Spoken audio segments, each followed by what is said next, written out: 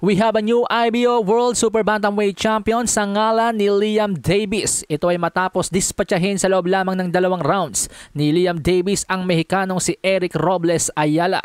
Sa first round pa lang mga amigos ng laban, mabisang mga kombinasyon na ang mga pinakakawalan ni Davis. Gumaganti rin naman sa kanya ng atake ang Mexican. Yun nga lang sa round 2 kung saan nag-i-edit pa lamang ang Mexican naligawan siya ng isang matinding uppercut ni Liam Davis na siyang naging dahilan ng knockdown.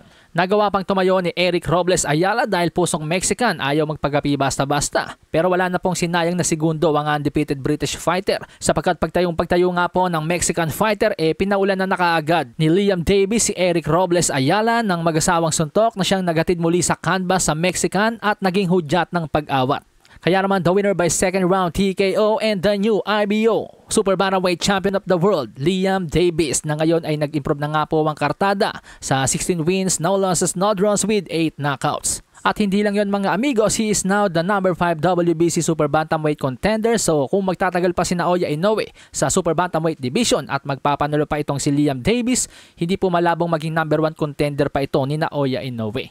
Samantala sa iba pang balita mga amigos, matapos ang back-to-back knockout losses ni Juggernaut Joe Joyce kay Big Bang Jilei Zhang last year, magandang comeback fight naman po ang ipinamalas ngayong araw ni Juggernaut sapagkat sa kanyang pagbabalik, tinalo niya via 10th round knockout si Cash Ali. Last 21 seconds ang nalalabi sa laban ng kumonekta ang mapaminsalang kanan nitong si Joe Joyce, bagsak si Cash Ali. At huli na ang lahat ng sinubukan pang tumayo nito sa laban sapagkat inawat na nga po ng referee ang laban. Ang panalong ito ni Juggernaut mga amigos ay posibleng magbalik sa kanya sa title contention. Ito ay matapos talunin kamakailan ni Joseph Parker ang tumalo kay Joe Joyce na si Big Bang Jilei Zhang. Si Joseph Parker na tumalo kay Deontay Wilder at kay Jilei Zhang ay dati na pong tinalo ni Joe Joyce noong 2022 via 11th round knockout. Kaya naman ngayon pa lang may mga bulong-bulungan na po na posible daw pong magharap muli itong si Joe Joyce at Joseph Parker.